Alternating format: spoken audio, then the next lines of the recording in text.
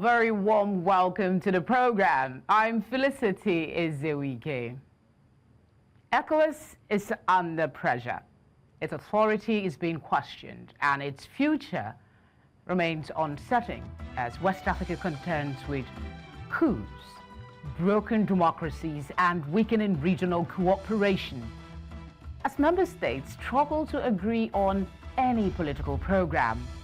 In June 2025, Sierra Leone's President, Julius Maada was elected chairperson of ECOWAS at a time when the regional bloc is facing its most serious crisis since its founding.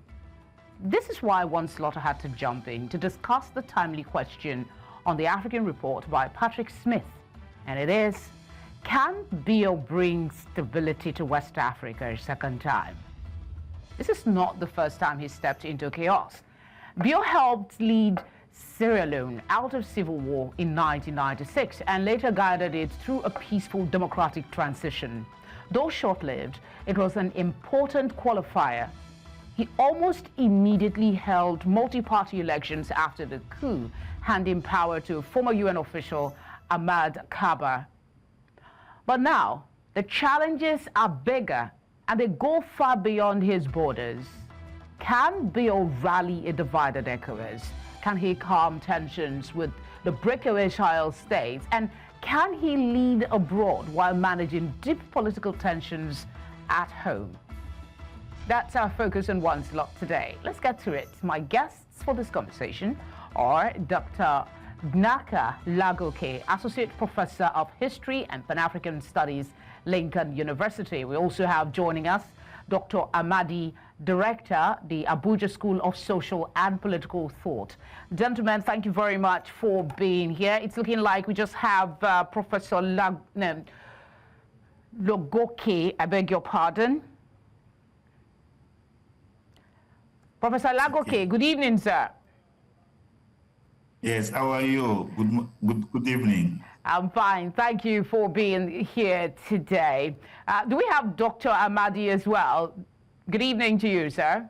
Yeah, good evening. Good evening. Can you hear me? Yes, I can now. Thank you for being here as well. Let me start with you, Dr. Amadi. President Bio is obviously the chair of ECOWAS now since June. What is your thinking as to what the position realistically allows him to do and what might be the limits?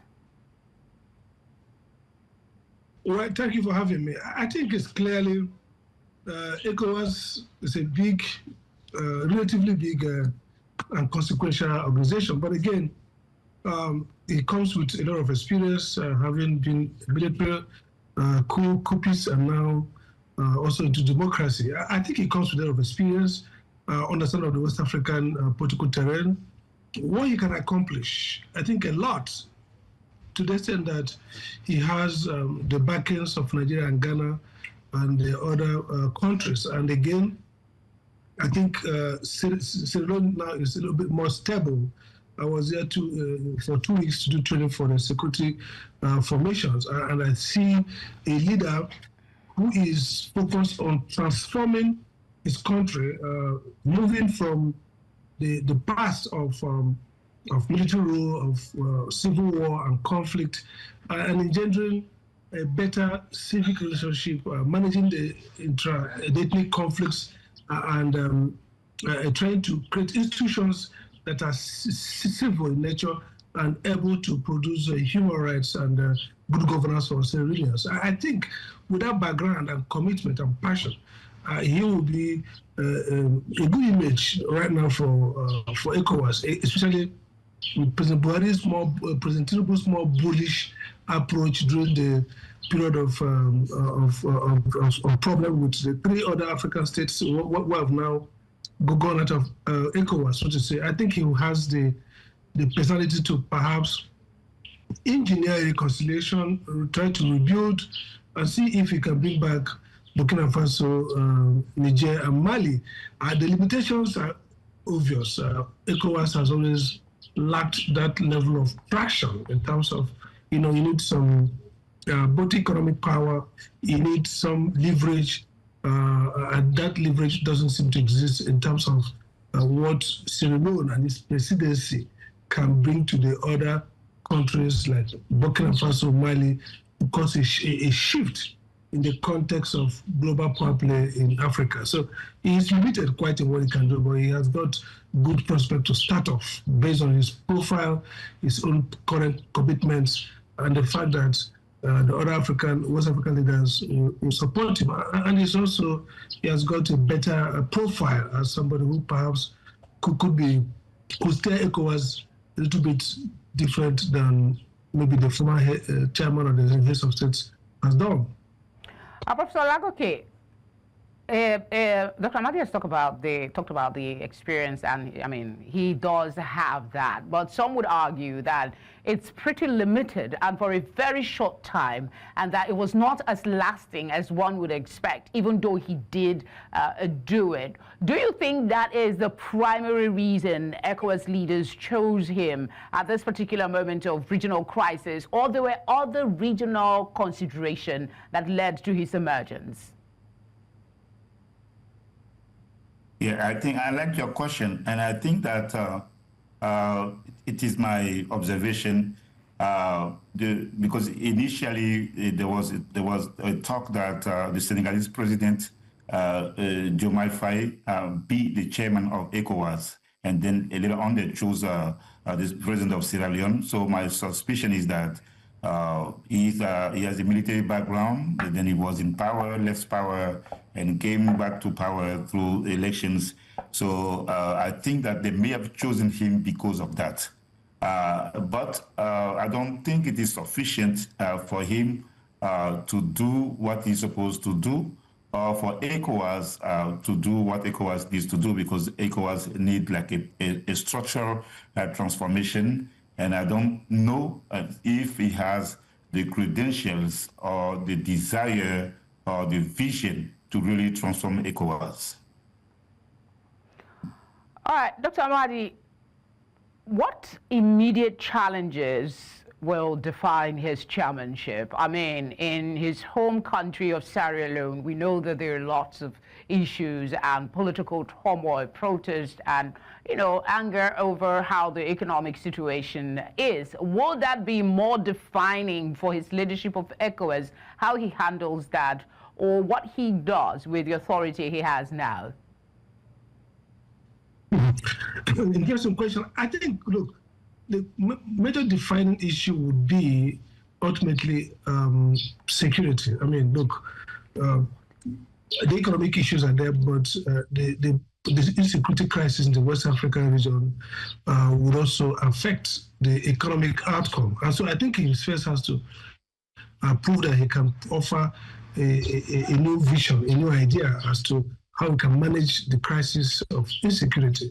Again, his major challenge could be, immediate one could be finding a way either to bring back those who have left, or at least maintain a very good relationship with them in terms of the security architecture, because a lot of dependency, Niger, Mali, and Burkina Faso are so interconnected to the geopolitics of West Africa that even if they're no longer part of ECOWAS, there should be very high-level diplomatic relationship and very coordinated, working at a level in order to deal with insecurity in the Sahel and in the entire West Africa. I think that's been the first challenge. Can he really get these guys back, or at least get them on a very good, normalized relationship with the rest of West Africa?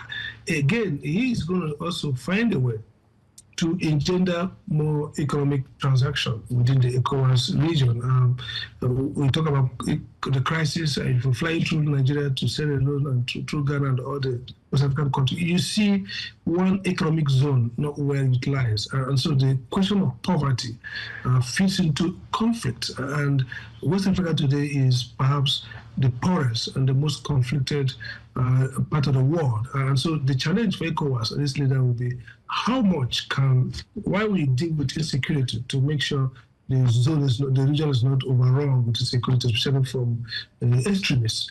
And then how do we also manage the presence, the global geopolitical war between Russia, the West, China, proxy wars using Wagner or other formations to either increase, to deepen the crisis in West Africa in terms of security. So I see the nexus of security and economic development as critical to his success. But that has to, first, that he has to assert in the immediate, the kind of leadership that can either bring back the three or at least maintain very strong, level of diplomatic relationship with them. That's really the pressing need right now for him. Okay, let me take on the breakaway Sahel states, because that's on a lot of people's mind as well, having a region where you still have military rule. So, Professor Lagoke, will he succeed with the Sahel states situation where his predecessors seem to have failed? I ask this because of his military background. Again, some of the reasons why he came to be in that role. Yeah, but it depends. But I'm not so optimistic. But the one thing is that in politics, things can change like rapidly. So, God forbid, if there is a coup d'etat in one of those three countries, or if in those three countries, the new leaders who may have sympathy for the status quo may take the countries back to ECOWAS. That's one possibility. But one of the things that we can do, even if there is no change of regime in those countries, is to really reinforce the commercial, economic, even military ties between ECOWAS and the Sahel states. Because let's face it, one of the reasons why they left, there are two reasons why they left. First, it is because of the terrorist activities of those Islamist groups that are attacking, killing people by hundreds and by thousands in the region. And then we have not seen ECOWAS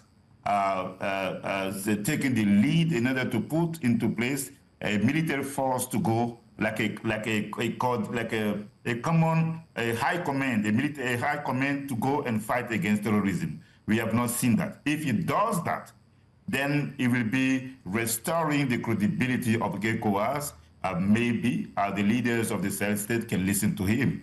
So if he does that, then we can say that he's trying to do the right thing. But if not, it may look like a talk.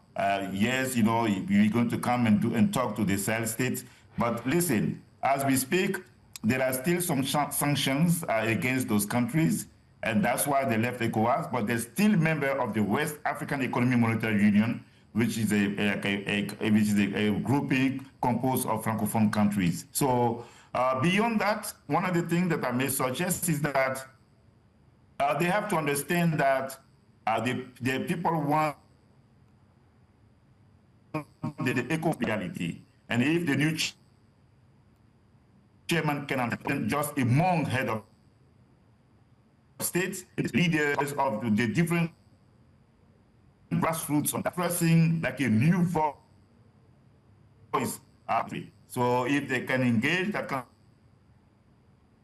of conversation and the different stakeholders. Okay. Professor Lagoke, we seem to be having a little bit of challenge with your audio. You keep breaking up, so I'll just pause and come back to you. Perhaps you could conclude your thought, or we'll go on to another question, because you have made some point already.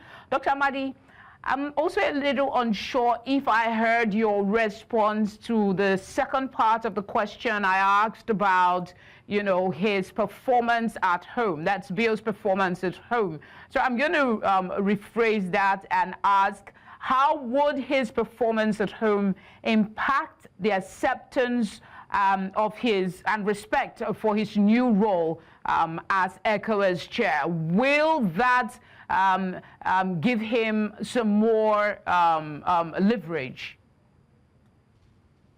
Yes, of course. I mean, if you look at the ECOWAS, West African countries are made up of mostly it's a young demographic. And what that means is that these are a demographic that is, kind of attuned to populism. We've seen with, for example, the head of state of Burkina Faso is well loved or liked by young West Africans. So if the chair of the ECOWAS is doing well at home and has, good report, and people see that he's performing, it increases his profile, his influence, gives him that leadership ability to try to speak at the larger setting of ECOWAS. So I think that how he performs at home as president of, as a head of his own country, will bolster his image and give him more credibility, and also, enhance his ability to channel and direct fellow West African presidents, heads of states,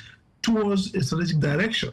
So no doubt, the former chair, President Tinubu, also suffered some level of delegitimization by his own, economic problems at home, the fact of his election, perhaps many thought not as legitimate as they wanted. So the illegitimacy, lack of popularity, or poor performance will always hobble the effectiveness of the leadership of the chairman of ECOWAS, wherever he is. So I think that if he performs well, and I say I've seen some good signs, if he does very well and deliver on good governance and improve economic development and also welfare of his people, that will stand him in a good state to exert more influence, because this is essentially about influence and credibility. If he's credible and influential, then he has more chances of pushing everybody in one direction and achieving some of the strategic goal of ECOWAS. Even in revision ECOWAS and dealing with the structural issues that my colleague on the panel mentioned, those will require a great deal of political capital, and performance at home guarantees that at least it comes out first with some credit on his side. Dr. Lagoke, are we expecting too much from BO? Because there's so much, ECOWAS has faced a lot of criticism over the years, and it seems that a whole lot of expectation is now being hit on BO's head because of his antecedent having, orchestrated a coup and transferred to democracy. When there are also concerns that in his home country, not too long ago, there was an attempted coup, even though it wasn't a success. Can he juggle both and do justice? Like again, it's going to be difficult. It is going to be difficult for one reason. The first thing that I think he has to do is to try and restore the image of ECOWAS. That's the first thing. Try to restore the credibility of the institution. Number two, I think he has that ability to listen to all parties and all stakeholders. But like I said, they have to listen to the voice of the people in the street. As you know, there were some tension, like in his country, and then we don't know how he's going to react if people want like more freedoms, or people also take to the street in his country. So all those things have to be taken into account in order to maybe to foresee what he may do in a time of crisis in his own country.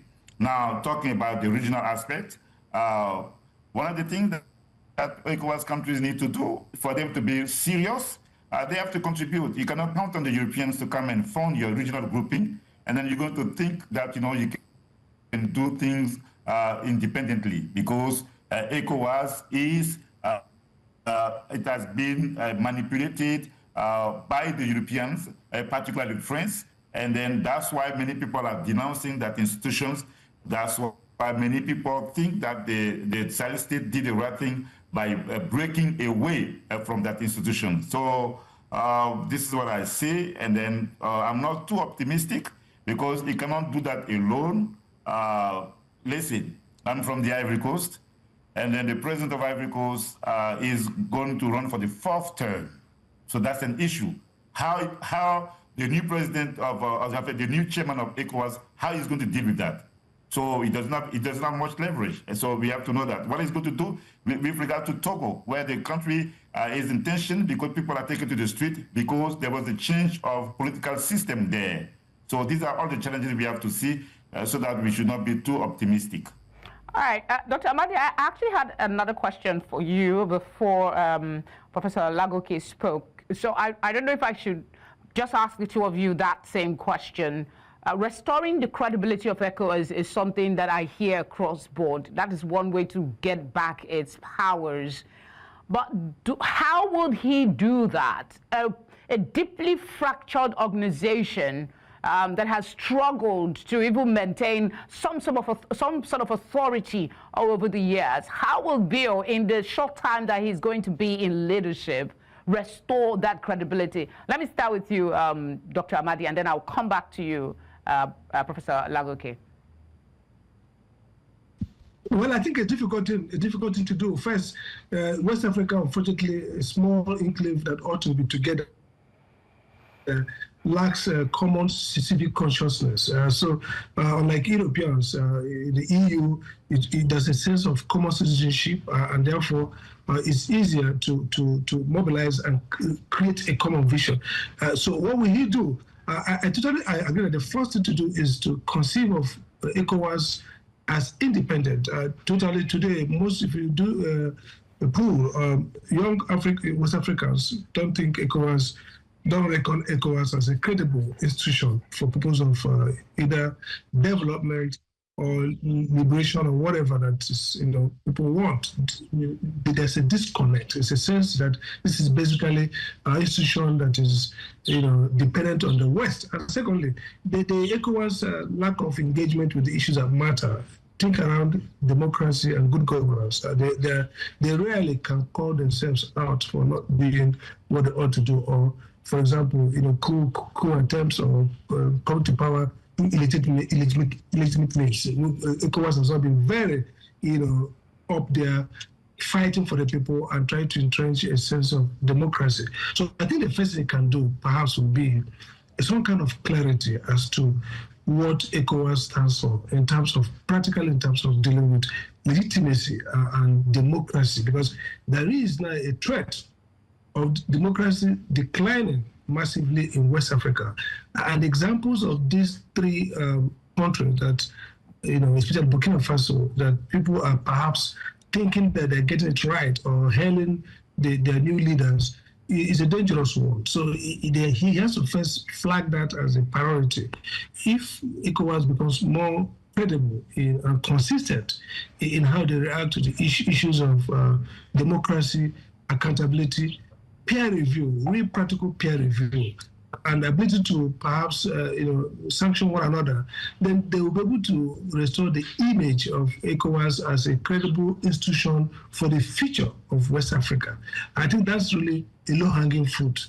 Then, of course, the question around fiscal independence and ability to stand on their own and invest and develop and work within the resources within ECOWAS requires a lot more economic growth. Unfortunately, many of the countries in West Africa are, in a sense, loosely speaking, if you like, they are just like, they are tied to either a Western power. They are dependent in many ways. They are not economically independent, and the leaders don't lack that level of independent sovereignty to assert themselves. So the economic weakness of these states mean that their geopolitical power is weak. But as a low-hanging fruit, dealing with democracy, creating a credible perception of peer review, effective peer review, especially issues of good governance, issues of human rights and democracy, will be the first way to rebrand and a cost-efficient way to rebrand ECOWAS. Dr. Amadi, I completely agree with you. I know I'm supposed to just moderate, but you do make very strong point, especially with the unique case in Burkina Faso, where the people, are loving what the military leader is doing. Professor Lagoke, your thoughts on that, please? How he can, clean the image of ECOWAS? Yeah, so like I said, the first thing that he has to do, we want to see the countries, they have to pay the dues. And ECOWAS should not rely just on a few countries, namely Nigeria. That's one thing. Number two, he has to come with a new vision for a new ECOWAS that can listen to the voices of the streets, that can listen to the voices of Pan-Africanists. Number three, they have to respect the will of the people in Niger, Burkina, and then Niger, Burkina Faso, and then Mali, where the military regime seem to be the reflection of the voices of the ground. Number four, this is the 50th anniversary of ECOWAS, and it is the Jubilee. It is the time of Jubilee, which is about freeing prisoners, which is about restoring the land. So they should take advantage of the context in order to try and call on the leaders in order to foster like a more democratic space in their respective countries. There are people who are in prison in Benin, in Togo, in Ivory Coast. They need to be freed in the name of the renewal of ECOWAS. So, of course, they have to put together a high command, military high command, in order to try and fight against terrorism that is affecting or attacking or trying to destroy the Sahel state and the ECOWAS nations. And then I stop there, then I can continue. So if we can bring up those elements, then we can say that, you know, is like working in the right direction. Dr. Amadi, I want to stay with that Burkina Faso question because I'm not sure now, but I think it's President Mahama also that advised against trying to compel these three Sahel states to go back to democracy with some immediacy. What would be a strategy perhaps, or a way he could get into these three countries that have already formed a separate alliance? How would he go about it? The unique situation in Burkina Faso is that people are beginning to look up to the leader. Well, I think the first is a proper kind of a more pragmatic approach and not doctrinaire, ideological. I mean, it's a military rule. All of us who have gone through military rule in Nigeria, we know that military rule is not usually the right thing to do. So there's some elitist, you know, understanding of military rule as not good. But here, you're dealing with a reality that the military junta is in power and somehow receiving political legitimacy. So the first thing is to climb down from the ideological high horse and say this is not just about democracy is bad, is good, military is bad, but this is about engaging this leader and the people and say, look, we can see a common ground. You know, we're talking about good governance, we're talking about certain ECOWAS protocols on democracy and human rights on that. So let's hold those protocols. Let's not engage them and say, okay, fine. All of us have passed through military rule, and some have gone to 3-4 times. So we could work out a process of transition. The first thing is acknowledging that these countries, it has happened, and they are sovereign, and the people themselves have a right to, you know, decide what they want, and not in any way try to engineer a overthrow or some kind of quick return to democratic status quo. No, but engage them and encourage them to move faster towards democratization. But again, I think the key thing here is the new leader must be bold enough to undertake that tour and speak with them, meet with the president and speak with the president.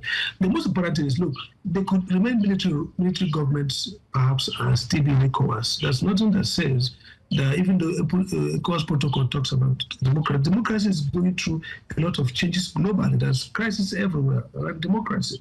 What we should do is to stop further decline in West Africa. But at the same time, we need to ensure that we do not, you know, fight on ideological ground and miss the pragmatic issue around security and common shared economic growth and shared security. So my view would be take those steps, reach out to leaders, meet with them, and say, okay, can we at least start working on a common ground, which is democracy, which is good governance, human rights, economic growth and security within West Africa.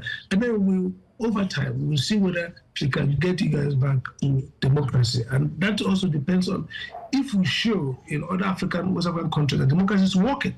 If Nigeria, who has been the bigger actor here, begins to show pragmatic, real results on democracy, then it could become a moral ground to argue and nudge them towards, you know, towing that line. All right, I'm told we're out of time, but I'd like Professor Lagoke to also chip in on this. How imperative is his handling of the Sahel states situation to the legitimacy and legacy of his time as ECOWAS chairperson? In 40 seconds, if you can, please. I can try and do that. Thank you very much for the show. It was a pleasure to be with the other guests. People have to understand that each country has its trajectory. Now, today, there is a strong voice for Pan-African sovereignty, and then ECOWAS leaders have to understand that. If they do so, then maybe they can have a conversation with the Sahel states. Thanks. Gentlemen, thank you so much for giving us your time and providing insights to the discussion. Thank you very much.